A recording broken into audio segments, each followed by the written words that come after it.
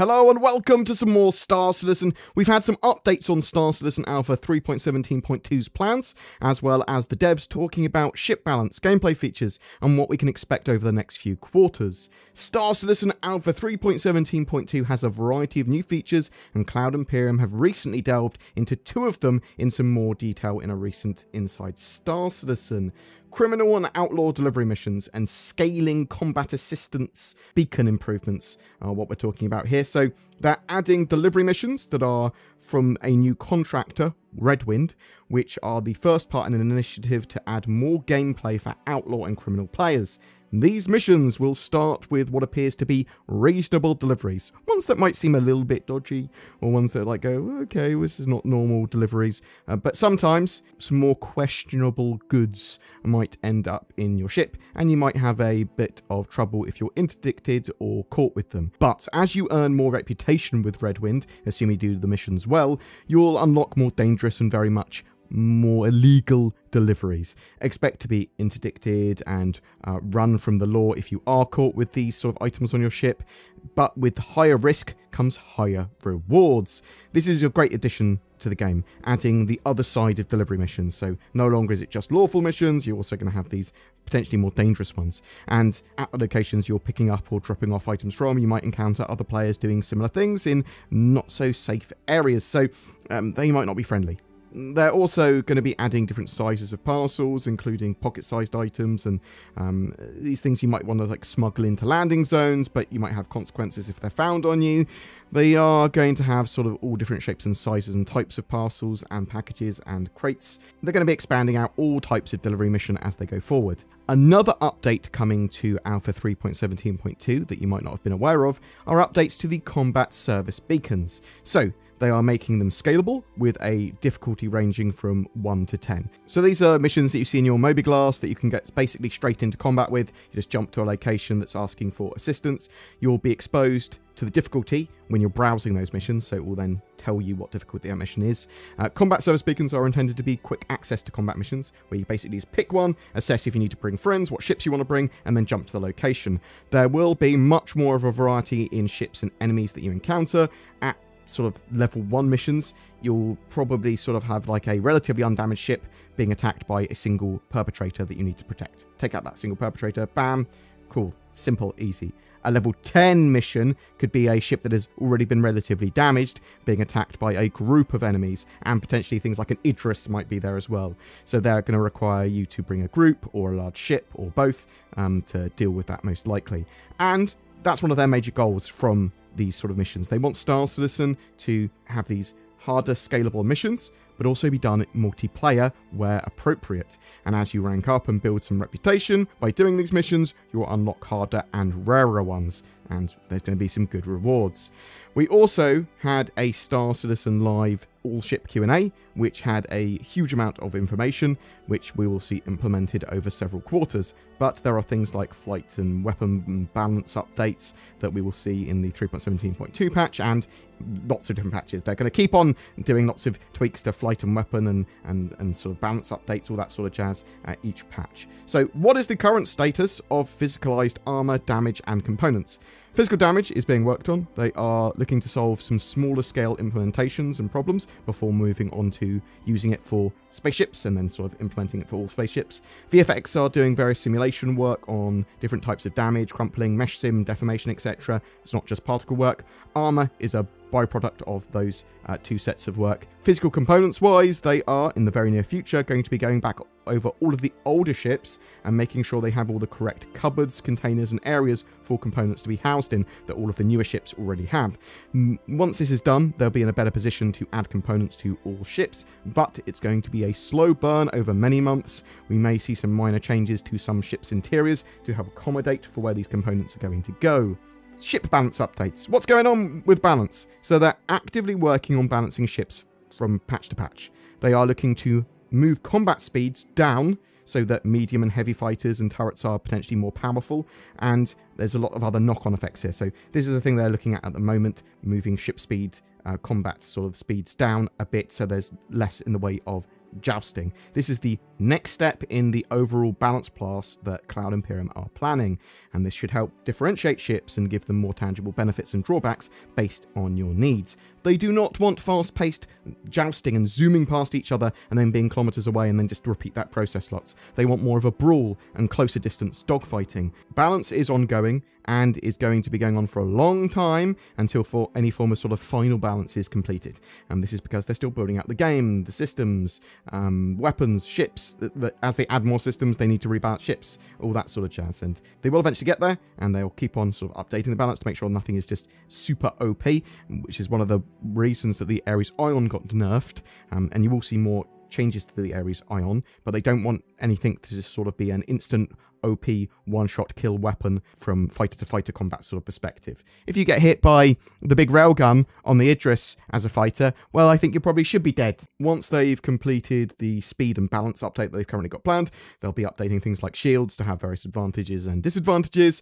They want to have a diversity of ship loadouts and choice, ballistic ammo as well, and its low sort of amount that you've got on ships now. Apparently that's working as intended from their point of view, so sort of bear that in mind, but obviously there will be changes as we go forward. Some other quick fire questions. There are various ships in the pipeline that will be making use of tractor beams. Handheld tractor beams are very similar tech-wise, and they have working prototypes of ship tractor beams in the dev branch. They're less sort of spindly because they're sort of used for lifting heavier objects, I suppose. They want to improve HUDs and feedback for them. They also need to update the IFCS system to be aware that it will need to interact with tractor beams, and the IFCS system goes, typically, I'm in charge of flying the ship and only I can fly it. Well, tractor beams sort of get involved with that somewhat. Stealth is going to be getting updates in the future too. Bringing 2 ships or a ship with 2 seats, that's going to be balanced. So multi-crew versus multiple ships is something they want to balance, so it's not obvious who the winner is every time. There will be choices need to be made based on what mission you're doing, sort of what you want to do, and it's not just going to be, yes, just bring loads of ships, that's just better. Expect turret, system, and multi-crew improvements. Vehicle in spawning ships is coming. They are waiting to have resources free to finish off implementing it. They did some work on it, had to move the team off. They will be coming back to this at some point. This is also true of ship modularity too. They were working on it, but teams were needed elsewhere on higher priority things. They will be working on modularity again in the future. Escape pods. Not all ships have escape pods, and they're going to be working on these more in the future after physical damage and components implemented most likely, but you won't have to worry about ships just immediately exploding every time when they sort of like get injured, whatever. You're typically going to have disabled ships based on the components getting damaged, and then you'll potentially be able to repair the ship, or at least you'll have time to get to a pod, but ships will rarely just explode very quickly. It's going to be a process where, yeah, you're disabling components, and yes, sometimes they can overload, especially the large components, and if they take too much damage beyond the sort of what they're supposed to, they can go critical. They are working on VTOL, with ships overheating from extended VTOL use, and then they might start to hover down after a while, and hopefully to land rather than just crash out of the sky. The cargo refactor in Alpha 3.18 should have the store-all boxes on the Aurora functional as well. They may look at ground vehicles for refueling as well. They even briefly talked about large multi-level ground vehicles, so maybe something big in the future. The Polaris has seen an update to its hangar. It's got a docking collar, and the ship is a little larger. It will fit most light to medium fighters. Next quarter, we should see some updated interiors of the 600i. The rear inside of the ship has been largely changed on both variants. The Retaliator update will be completed once they have some additional resources to work on that.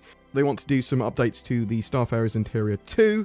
Why are some ships chosen to be added or updated in the game over others? Well, Squadron 42 ships typically are prioritized for gold standard or implementation because, you know, they need them for Squadron 42.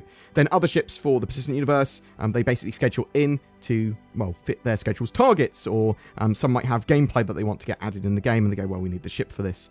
Sometimes larger ships like the Polaris would take the whole team many months to complete, where they could fit in many more smaller ships and projects with those resources. Ships being released regularly and ones that have purpose in the game are typically priorities for the persistent universe.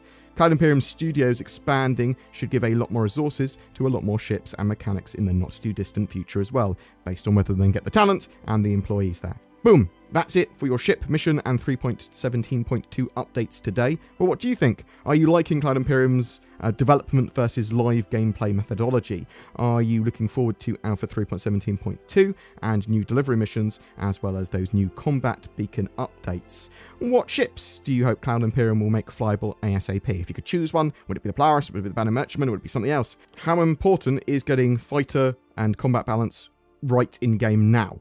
What are your thoughts? I'd love to hear from you in the comments below. Hello, it's me, the Queen. It's my Platinum Jubilee this year, and safety and security are paramount. Lots of people ask me why we need a Queen and NordVPN. I defend the world with my sceptre and crown, preventing those who do it harm from carrying out their evil deeds. Channeling the power of nordvpn.com/BoredGamer and my divine right, I can overcome any obstacle, and so can you, by using the links below to get great deals and better internet accessibility, security, and encryption acidocity. I don't know what that word was that I was trying to say, but I am the Queen! I will never be defeated, just like nordvpn.com/BoredGamer. That wasn't the Queen at all. It was me. It was BoredGamer. I've got to say this at the end, actually, now, just in case someone says I'm impersonating the Queen. Tried to get her, but she was too busy. She says got like a busy weekend or something. Every month we have a ship giveaway. For June, we're giving away the newly released RSI Scorpius Heavy Fighter. This is a 2-seater X-Wing styled ship with a powerful loadout and a turret that can move from the top to the bottom of the ship, giving it a much better range of firing arcs. To be in for a chance of winning that, comment on any of my videos made during this month. More details in the description below. Please also consider supporting the channel by becoming a member with the join button under my videos, or becoming a Patreon, or even donating with a thanks button or donations in the descriptions below. Star Citizen is getting more and more flesh on its bones, and there's always news coming out, and we love to cover that, and we're only able to do that because of all of you watching and all the amazing people that go the extra mile. Whether it's commenting, sharing our videos, chucking money at us or whatever, thank you so much. I hope you have a great June, please take care, and I'll see you in the verse.